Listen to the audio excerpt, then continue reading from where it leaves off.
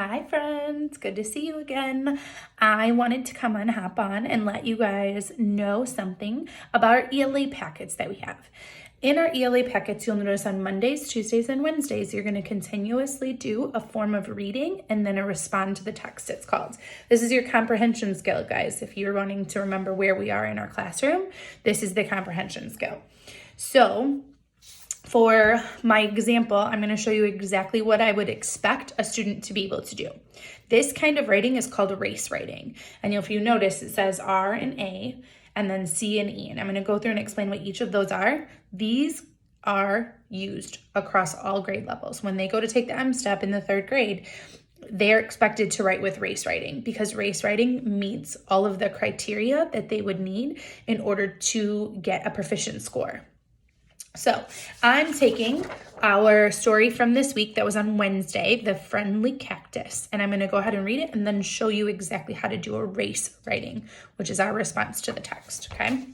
So The Friendly Cactus. Have you ever seen a cactus? A cactus is a desert plant. You may have seen small cactus in a pot near a window, but there is a cactus that can grow to be 50 feet tall. It is a saguaro cactus.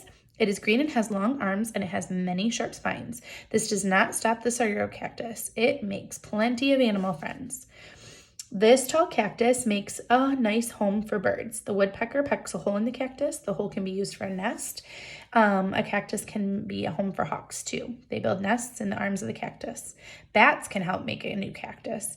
White flowers grow on the cactus. The flowers make a fruit. The bat likes to eat it, and when the bat flies away, they drop seeds all over the desert. One seed may even grow into a cactus. So that's our sleuth reading that we were supposed to do on Wednesday. Now, your paper is a couple pages in next to it. I'm sorry that the page numbers aren't numbered. I wish that would have been something they would have been able to do for everything. So I'll bring that up as a point just in case they have to do it again.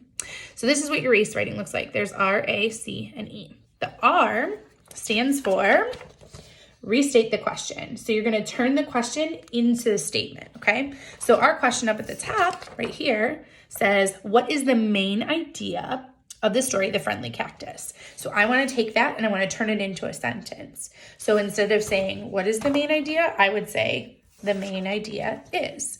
So that's exactly what we want you to start your sentence off right there. You're going to literally write, the main idea is, and then what is this about? The Friendly Cactus, what is it about? What did the whole thing keep talking about? If we keep looking at it over and over again, it kept telling me how cactuses help animals, right? So the main idea is how a cactus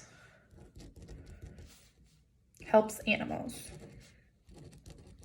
Okay, so there I restated it. I said the main idea again. That's my restate. And then I'm answering the question. That's your A. So A is to answer the question in all the parts. So this one only has one part. As you get into older grades, you're going to have writing that has multiple parts, but we're just answering the question. So what was the main idea? The main idea is that how a cactus helps animals, right? Okay. Then we're going to go down to C.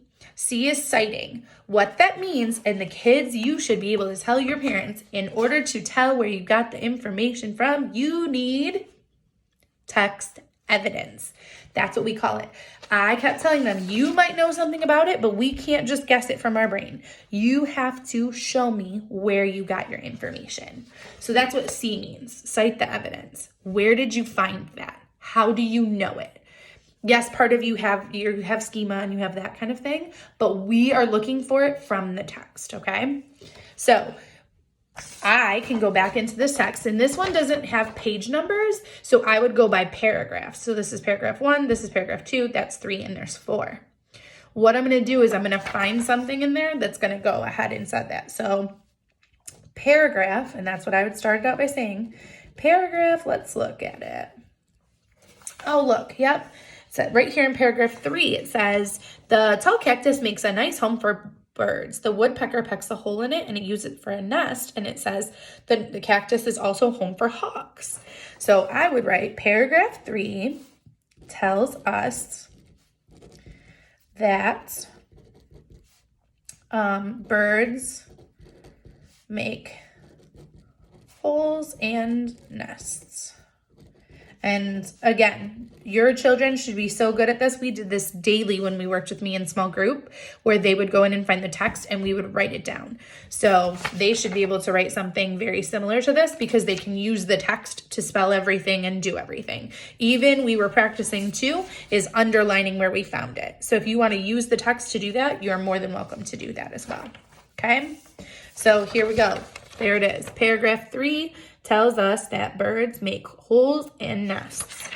Then explain your thinking is the E. Okay, so that's the race. You've gotten to the end of race. E, explain the evidence. So explain how your evidence supports your answer. So how does that tell me about the main idea? You can say something like, this shows that multiple animals use a cactus. We don't want something that's just one animal. We want multiple animals.